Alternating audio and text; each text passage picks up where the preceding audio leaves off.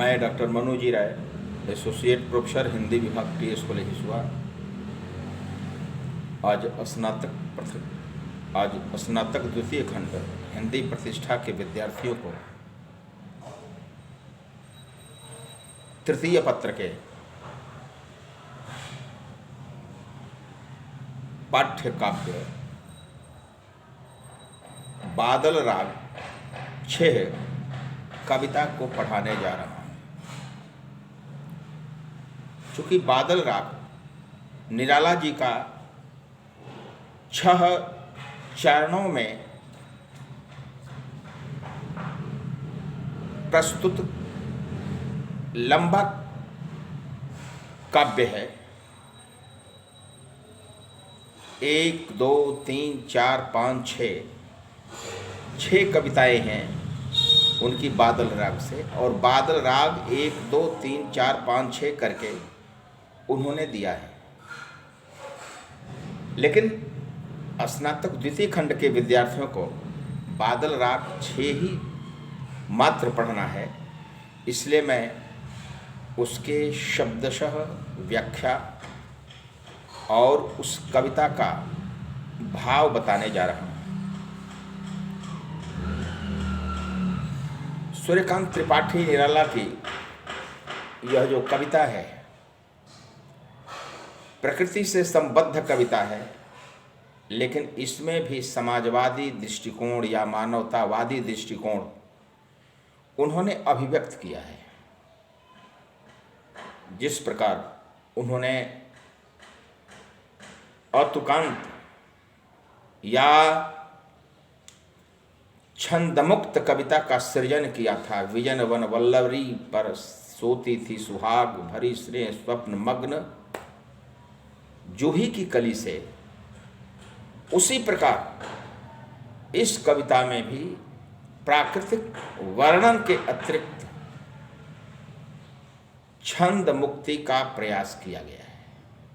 न तुक का मेल है और न छंद का बंधन है। तो तीर्ति है समीर सागर पर अस्थिर सुख पर दुख की छाया। तीर्ति है यानी समुद्र के अंतस्थल पर या उसकी स्थिर लहरों के बीच में जिस प्रकार से नौका तैरती है, उसी प्रकार से बादल तैरते हैं। कहाँ? तो समीर सागर पर, पवन रूपी समुद्र पर बादल तैरते हैं। यहां पर रूपक अलंकार का प्रयोग किया गया है, विद्यार्थी ध्यान देंगे। तीर्ति है समीर सागर पर, समीर और सागर में स की आवृत्ति हुई है। समीर के लिए अन्य पर्यायवाची शब्द भी प्रयुक्त हो सकते थे, लेकिन समीर और सागर का प्रारंभ और अंत एक ही वर्ण से हुआ है। समीर और सागर पर अस्थिर सुख पर दुख की छाया। अस्थिर सुख पर, वह सुख स्थिर नहीं है, सुख प्रायः अस्थिर ही रहता है। अस्थिर सुख पर दुख की छाया तैरती है। दुख की छाया, बादलों की जो छाया है वह तैरती है, जिस प्रकार से अस्थिर सुख पर दुख की छाया तैरती है। कभी धूप कभी छांव, कभी धूप कभी छांव। ऐसे जग के दग्ध हृदय पर निर्दय विप्लव की प्लावित माया। विश्व के जले हुए हृदय पर निर्दयी विप्लव क्रांति की माया जिस प्रकार से तैरती है, उसी प्रकार बादल तैर रहे हैं समीर रूपी सागर के ऊपर नौका के समान। यह तेरी रणतरी जिस प्रकार से हमारी 3 सेनाएं हैं, स्थल सेना, जल सेना और वायु सेना। तो यहाँ पर जो बादल हैं वे रणतरी हैं। रणतरी माने युद्ध पोत हैं, जिन पोतों से युद्ध किया जा सके वे युद्ध पोत हैं। और ये युद्ध पोत आकाश में तैरते हैं, पवन के ऊपर, भरी आकांक्षाओं से,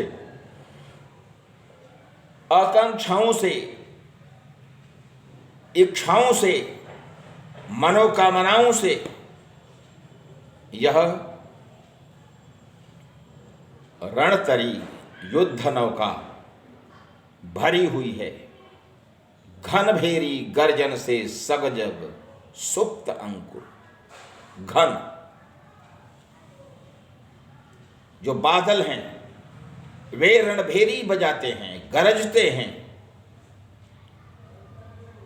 रणभेरी घनभेरी गर्जन से सजग सुप्त अंकुर। जो अंकुर सुप्त हैं जमीन के भीतर, वे अंकुर निकलते हैं जब बादल से जल की बूंदें गिरती हैं। इसी का उल्लेख कर रहा है कवि। यह तेरी रणतरी भरी आकांक्षाओं से, घन भेरी गर्जन से, सजग सुप्त अंकुर। रणभेरी जिस प्रकार बजती है आक्रमण करने के लिए, प्रतिरोध करने के लिए, उर में पृथ्वी के आशाओं से, उर यानी हृदय,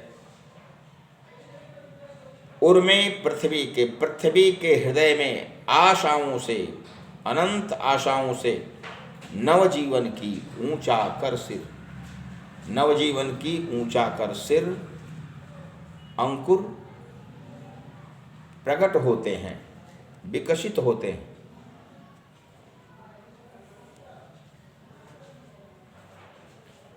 ताक रहे हैं ऐ विप्लव के बादल, ऐ क्रांति के बादल। पृथ्वी के कई सुप्त अंकुर, पड़े हुए अंकुर, टकटकी लगाने हुए वाले अंकुर प्रतीक्षा कर रहे हैं। ऐ विप्लव के बादल, क्रांति के बादल। फिर बार बार गर्जन, बार बार तू गर्जन ही करता है। यहां पर फिर और पुनः बार बार, दोनों के अर्थ एक ही हैं। यदि एक शब्द 2 बार आए और एक ही अर्थ में आए तो एक विशेषण हो जाता है। फिर यानी कई बार, बार बार यानी कई बार, यानी अनंत बार गर्जन करते हो भी। वर्षण है मूसलाधार, बरसते हो मूसलधार से, हृदय थाम लेता संसार। और जब घनघोर गर्जन से घनघोर वृष्टि होती है, मूसलाधार वृष्टि, तब संसार हृदय को थाम लेता है, भय हो जाता है। सुन सुन घोर वज्र हुंकार, सुन करके वज्र की हुंकार सुन करके, अशनिपात से, अशन यानी बिजली, वज्रपात, अशनिपात का अर्थ होगा वज्रपात। अशन यानी वज्र, जो इंद्र का प्रमुख हथियार है, अमोघ अस्त्र है।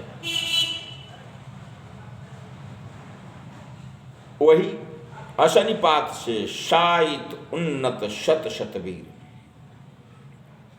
अशनिपात से सोए हुए उन्नत ऊपर उठे हुए सैकड़ों सैकड़ों वीर यानी अनंत वीर, क्षत विक्षत हत अचल शरीर, जो क्षत हैं घायल हैं, विक्षत वी उपसर्ग आ गया, विशेष रूप से घायल हैं, मारे गए हैं, अचल शरीर और उनका शरीर अचल हो गया। जब घनघोर वृष्टि होती है तो बहुत से पौधे उस घनघोर वृष्टि के चलते डूब जाते हैं, गिर जाते हैं, टूट जाते हैं, इसलिए कि मूसलाधार वर्षा में वज्रपात भी होता है, और जहां पर वज्रपात होगा वह वृक्ष समाप्त हो जाएगा, पौधे समाप्त हो जाएंगे। तेज हवाओं के झोंके से और बूंदों के गिरने से बहुत से पौधे टूट फूट जाते हैं। गगन स्पर्शी अस्पर्धाधीर, गगन को छूने के लिए स्पर्धा है, एक दूसरे बादल में अनंत बादल हैं और वे सभी बादल आकाश को छूने की प्रतिस्पर्धा से जुड़े हुए, कंपटीशन है उन सब में। हंसते हैं छोटे पौधे लघुभार, बड़े पौधे तो वज्रपात से या हवा के झोंके से या बूंदों के प्रहार से टूट जाते हैं, गिर जाते हैं, घायल हो जाते हैं। लेकिन जो छोटे छोटे पौधे हैं, दूब के समान जो पौधे हैं, मोथा के समान जो पौधे हैं, ये सभी पौधे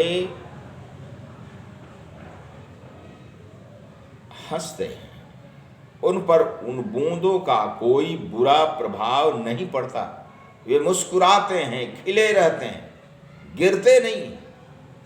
गिरते हैं जो पौधे लंबे हैं, विशाल हैं, ऊंचे ऊंचे वृक्षों पर ही अशनिपात होता है, वज्रपात होता है। ताड़ के वृक्ष पर, बांस पर जो छोटे छोटे पौधे हैं, धान के बीज हैं या अन्य अरहर के बीज हैं, वे उतने प्रभावित नहीं होते। उन पर, छोटे पौधों पर कभी वज्रपात होता ही नहीं है। तो वही कह रहा है कवि, हंसते हैं छोटे पौधे लघु भार, छोटा भार है उनका, वो गिरते नहीं हैं। अधिक भार वाले पौधे गिर जाते हैं, लेकिन छोटे भार वाले पौधे नहीं गिरते हैं। शस्य अपार, जो धान की फसल है वह अपार है। हिल हिल खिल खिल हाथ मिलाते तुझे बुलाते, हवा के झोंकों से हिलने लगते हैं। जल की बूंदों के बाद वे खिलने लगते हैं और एक दूसरे से हाथ मिलाते हैं। एक पौधा दूसरे पौधे से स्पर्श करता है, हवा के झोंके से, बूंदों के पड़ने से, और ऐसा लगता है कि वे प्रसन्न होकर के एक दूसरे से सहानुभूति व्यक्त कर रहे हैं, अपनी प्रसन्नता की अभिव्यक्ति कर रहे हैं। हाथ मिलाते तुझे बुलाते, हे विप्लव के बादल, वे तुम्हें बुलाते हैं, इसलिए कि तुम्हें उनका संरक्षक है। विप्लव रव से छोटे ही है शोभा पाते, क्रांति की आवाज से जो छोटे हैं वे ही शोभा पाते हैं। बड़े लोग क्रांति की आवाज से शोभा नहीं पाते, उन्हें कष्ट होता है। अट्टालिका नहीं है रे, किसानों के जो घर हैं वे अट्टालिका नहीं है, करोड़पतियों के मकान अट्टालिका है। आतंक भवन वो अट्टालिका नहीं है, वो क्या है? तो आतंक का भवन है। सदा पंख पर ही होता जल विप्लव प्लावन, सदा कीचड़ पर ही होता है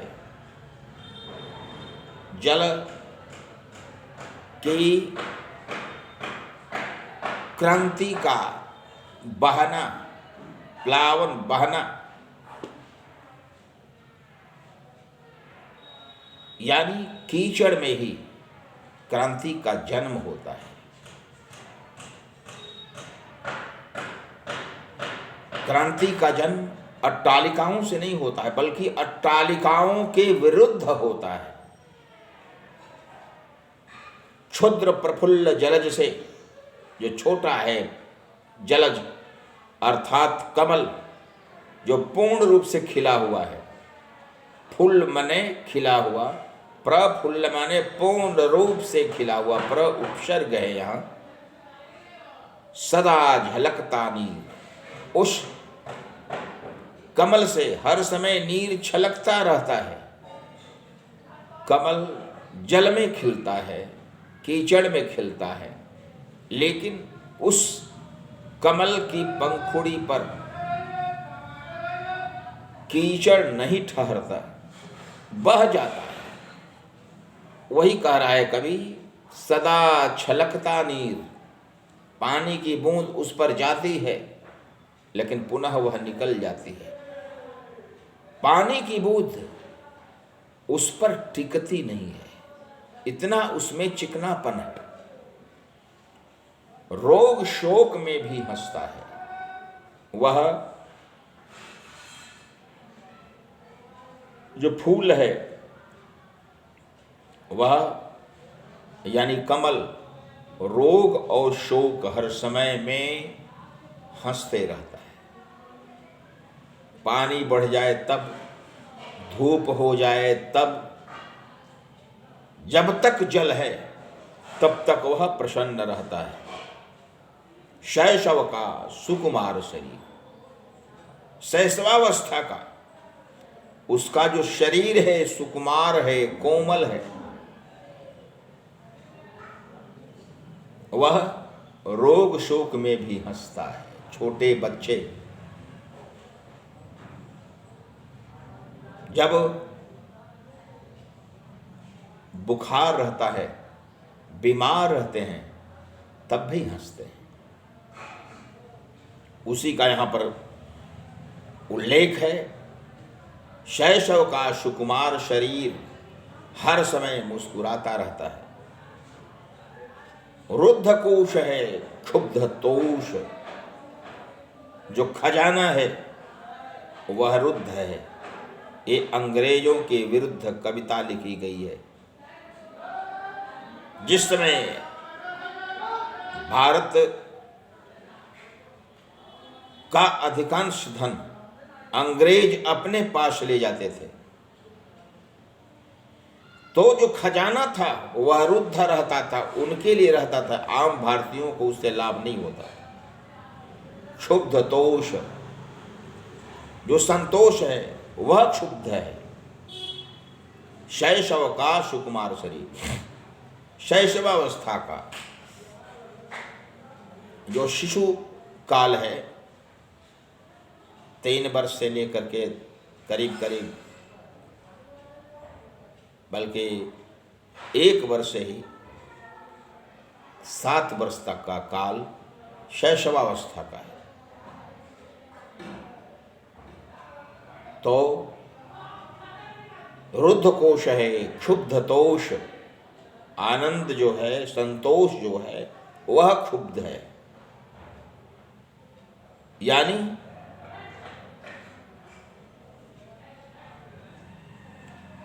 वहां असंतोष फैला है। तोष का क्षुब्ध रहना असंतोष का वाचक है। जब असंतोष रहेगा तो तोष रहेगा ही नहीं। तो क्षुब्ध रुद्ध कोश है, रुद्ध खजाना रुद्ध है अंग्रेजों के द्वारा, और संतोष है वह क्षुब्ध है, यानी असंतोष भड़का है। अंगना अंग से लिपटे भी आतंक अंक पर कांप रहे। अंगना अंग यानी प्रेमिका के अंग से लिपटने के बाद भी आतंक अंक पर कांप रहे। आतंक की गोद में कौन कांप रहे हैं? धनी वज्र गर्जन से बादल, यानी आतंक की गोद पर। अंक का अर्थ गोद भी होता है, जैसे यशंकेच विभाति भूधर सुता देवा पगा मस्तके, जिसकी गोद में भूधर अर्थात हिमालय की सुता, भूधर सुता यानी हिमालय की पुत्री विराजती हैं। तो अंक का अर्थ गोद। यहां पर आतंक की गोद पर कांप रहे हैं कौन? धनी वज्र गर्जन से बादल। वज्र की गर्जन से जो बादल हैं वे धनी हैं, वे कांप रहे हैं। त्रस्त नयन मुख ढांप रहे हैं, बार बार भयभीत होकर के। वे अपने नेत्र और मुंह को बंद कर रहे हैं। जीर्ण बाहु है शीर्ण शरीर। अब कृषक के बारे में वर्णन है, जो वर्षा ऋतु के आने के बाद खेतों में कृषि के लिए उतर जाता है। जीर्ण बाहु है, उसकी बाहें जीर्ण हैं। शीर्ण शरीर, सड़ा गला शरीर है, एकदम दूला पतला शरीर है। जीर्ण शीर्ण अवस्था में है वह किसान। तो जीर्ण बाहु है शीर्ण शरीर, उसके बाहें जीर्ण हैं, बूढ़ी हैं, थक गई हैं, चमड़े लटक रहे हैं। तुझे बुलाता कृषक अधीर। ऐ बादल, जो कृषक है वह बेचैन होकर के तुम्हें बुलाता है। ऐ विप्लव के वीर।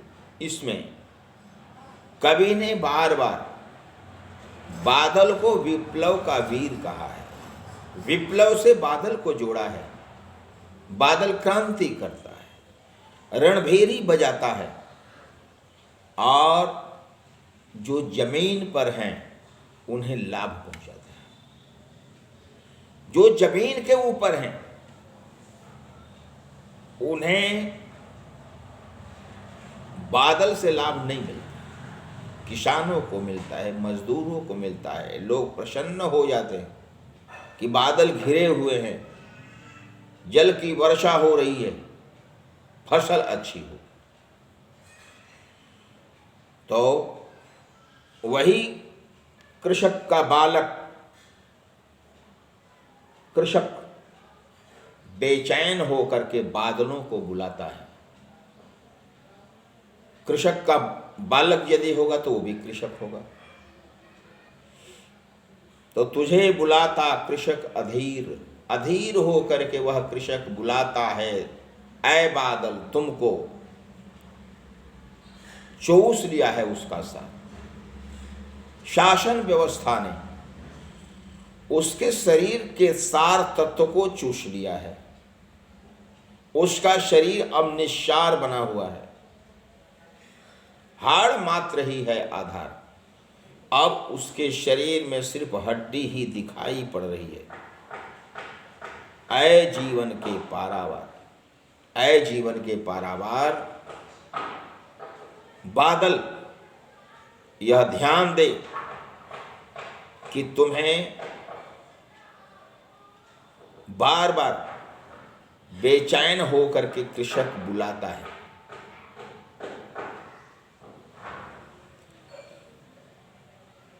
उस कृषक को सामाजिक परिस्थिति ने चूस लिया है, उसका सार तत्व गायब हो गया है, दूसरे की गोद में चला गया है। अब उसके शरीर में सिर्फ हड्डी का ही अवशेष बचा है। इसलिए कवि कहता है कि ऐ जीवन के पारावार बादल जल बरसाओ, जिसके चलते किसान प्रसन्न हो जाए। तो यह जो कविता है, यह कविता मूल रूप से प्राकृतिक कविता, प्रकृति वर्णन से आरंभ होती है कविता। लेकिन यह प्रकृति वर्णन किसानों के कल्याण के लिए है। किसानों की ओर ध्यान, लघु किसानों की ओर ध्यान जाता है पंडित सूर्यकांत त्रिपाठी निराला का। इसमें प्रसन्नता की अभिव्यक्ति करने वाले किसान हैं या छोटे छोटे पौधे हैं। बड़े पौधे तो अशनिपात से या मूसलाधार वृष्टि से या तीव्र हवा की झोंके से टूट जाते हैं, उखड़ जाते हैं, गिर जाते हैं या अशनिपात से जल भी जाते हैं। इसलिए कवि कहता है कि लेकिन छोटे छोटे जो पौधे हैं वे प्रसन्नता की अभिव्यक्ति करते हैं। यहां पर इस कविता में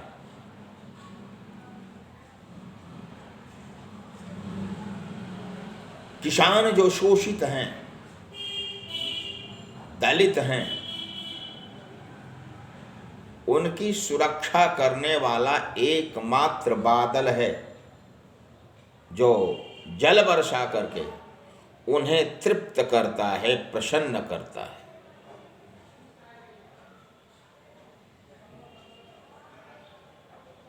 कह रहा है कवि कि जो किसान हैं वे त्रस्त हैं वर्षा के अभाव में, और जब वर्षा होती है या वर्षा की संभावना होती है, आकाश में बादल घिर जाते हैं, तो वही जीर्ण बाहु और शीर्ण शरीर वाले किसान हाथ उठाकर कहते हैं ऐ विप्लव के वीर, तुम आ जाओ, जल बरसा दो। इसलिए कवि का भी कहना है कि वे किसान निस्सार हो चुके हैं, यानी उनके सार तत्व का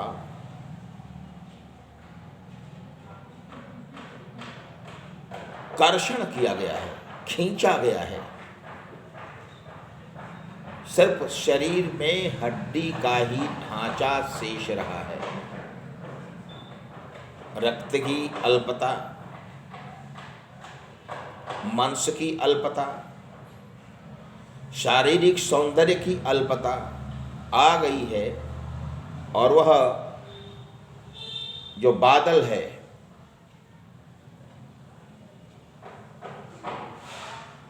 उन किसानों के लिए आकर्षण का केंद्र है, आशा का केंद्र है। एकमात्र वही है जो उन किसानों के चेहरे पर हरियाली ला सकता है। कहता है कि चूस लिया है उसका सार, उस किसान के सार तत्व को चूसा गया है। एकमात्र शरीर पर हाड़ ही बचा है। ऐ जीवन के पारावार बादल, तुम जल बरसा दो। इसलिए कि जो छोटे छोटे पौधे तुम्हें हाथ उठा करके बार बार बुलाते हैं, जैसे मोथा का पौधा हुआ, दूब का पौधा हुआ, ये मूसलाधार बारिश में, मूसलाधार वृष्टि में गिरते नहीं, टूटते नहीं, वज्रपात का भी असर इन पर नहीं होता है। इसलिए यह जो कविता है वह सीमांत किसान की कविता है, यह गरीब किसानों की कविता है, जिनके पास सिंचाई का कोई अपना साधन नहीं है, एकमात्र वृष्टि पर ही अवलंबित हैं। और यदि वृष्टि होगी तो वो खेती कर पाएंगे, और यदि नहीं होगी तो वे खेती नहीं कर पाएंगे। इसलिए यह जो कविता है वह मूल रूप से दिखाई पड़ रही है छायावादी कविता के रूप में, लेकिन इसका उत्तरार्ध कृषक जीवन से संबद्ध हो जाता है, मध्य में भी संकेत है छोटे पौधों के रूप में, और मनुष्य के रूप में किसान का उल्लेख इसलिए किया गया है कि वह भी छोटा है।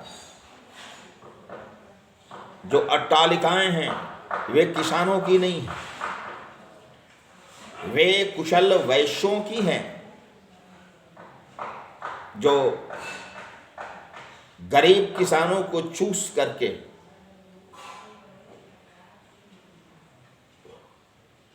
उन्होंने अट्टालिका का निर्माण करवाया है।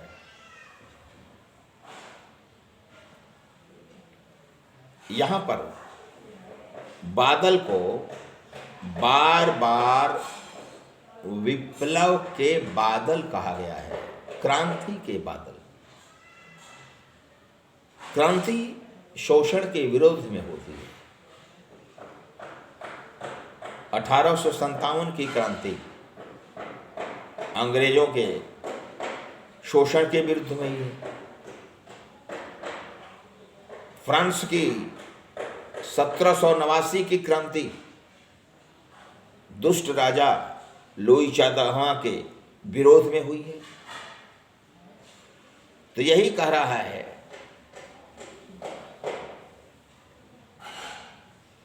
कि जो बादल हैं वे विप्लव के बादल हैं, क्रांति के बादल हैं, और इनसे लाभ जो सीमांत किसान हैं या कृषक वर्ग हैं उनका ज़्यादा होता है। यदि ये नहीं रहेंगे तो वे सभी किसान बेमौत मारे जाएंगे। इसलिए कहता है कि जिस प्रकार से छोटे छोटे पौधे अशनिपात में, मूसलाधार बारिश में भी अप्रभावित रहते हैं, मात्र प्रसन्न होते हैं, उसी प्रकार से तुम्हारी घनघोर बारिश के बाद, वज्रपात के बाद प्रसन्नता उन किसानों में होती है जो खेती के लिए पर्याप्त जल नहीं प्राप्त करते।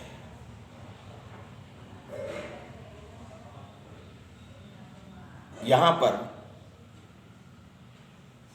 कविता में कहीं कहीं तुक का मेल भी किया गया है।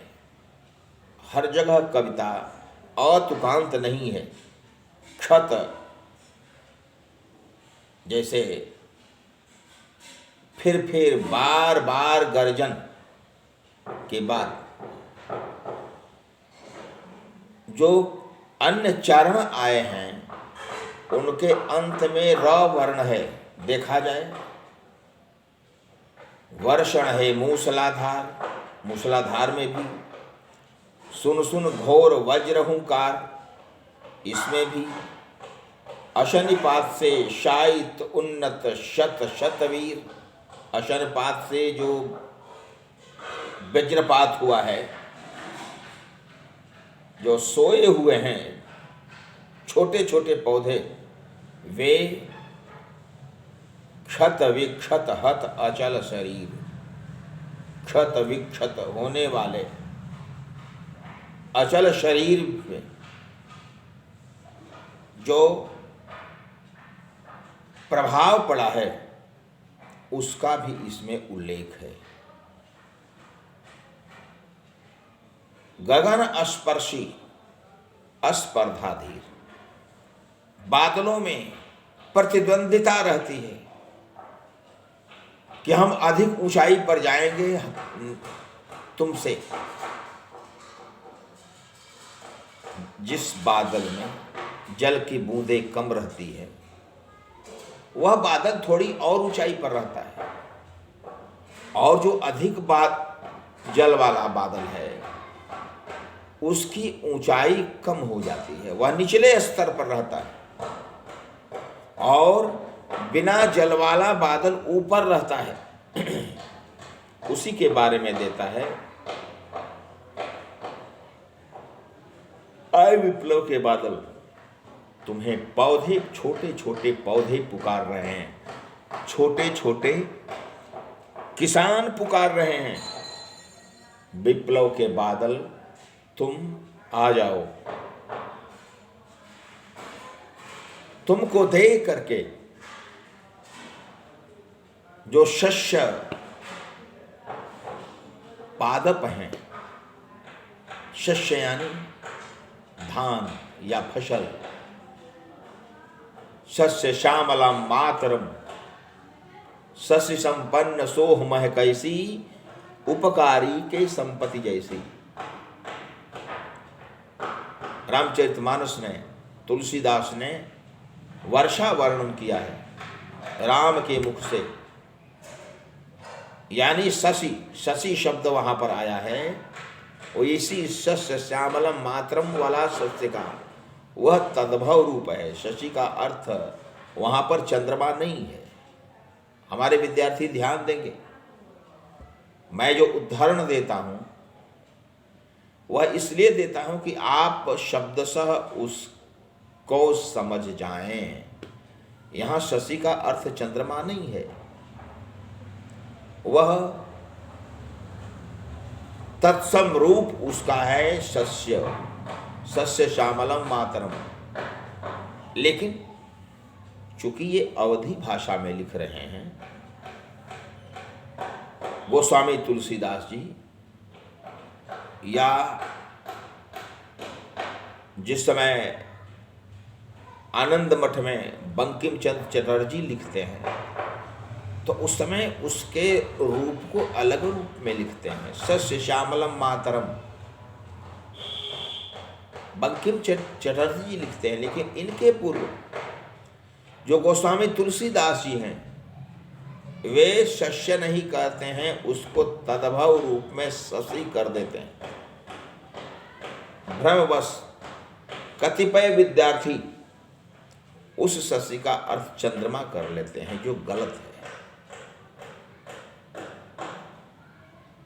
शशि का अर्थ यहां पर फसल, खासकर धान की फसल।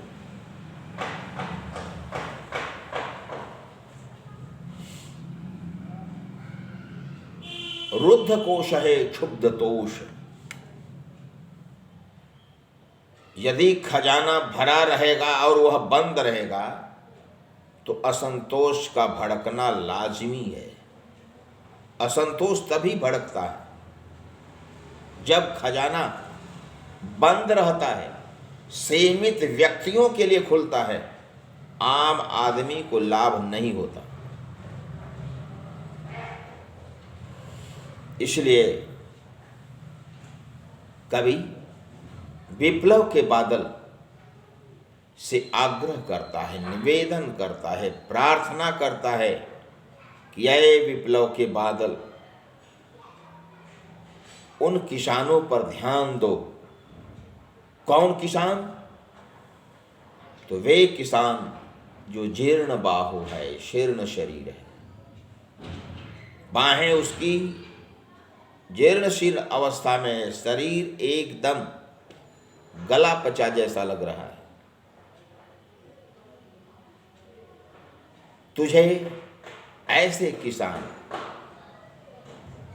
बेचैन होकर के बुला रहे हैं कि बादल आ जा, मेरे खेतों में हरियाली आ जाए, धान के पौधे सूख रहे हैं, ऐ बादल आ जाओ।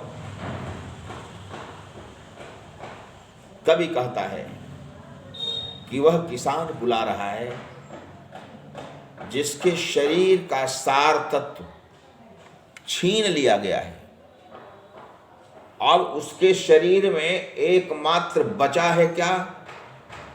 तो हड्डी का अवशेष, नरकंकाल बना हुआ है। जीवित नरकंकाल का प्रतिरूप है वह छोटा किसान। हाड़ मात्र ही है आधार, उसका एकमात्र आधार हाड़ है, ऐ जीवन के पारावार। तो जो अंतिम चरण है कृषक वर्णन का, त्रस्त कृषक वर्णन का, उसके अंत में र की आवृत्ति बार बार हुई है। जीर्ण बाहुए शीर्ण शरीर, तुझे बुलाता कृषक अधीर, ऐ विप्लव के वीर, चूस लिया है उसका सार, हाड़ मात्र ही है आधार, ऐ जीवन के पारावार। तो ये जो र की आवृत्ति है, कहीं कहीं तुक्का मेल भी है, लेकिन समान मात्राओं का प्रयोग उन्होंने नहीं किया है। यह निराला जी की खासियत है, विशेषता है कि छंद मुक्त कविता भी जब लिखते हैं तो उनमें भी स्वेच्छया कहीं कहीं तुक्का मेल करा देते हैं, और कहीं कहीं समान मात्राओं का भी प्रयोग करते हैं अलग अलग चरणों में, लेकिन यह नियमितता नहीं रहती। बंधन को स्वीकार करने वाले निराला नहीं थे। वे कहते थे जिस प्रकार से आत्मा की मुक्ति शरीर के परित्याग से है, उसी प्रकार काव्य की मुक्ति तब मिलती है जब वह छंद बंधन से मुक्त हो जाती है। तो वह कविता विशिष्ट होती है जो छंद के बंधन से मुक्त होती है, अतुकांत रहती है, या किसी भी पुराने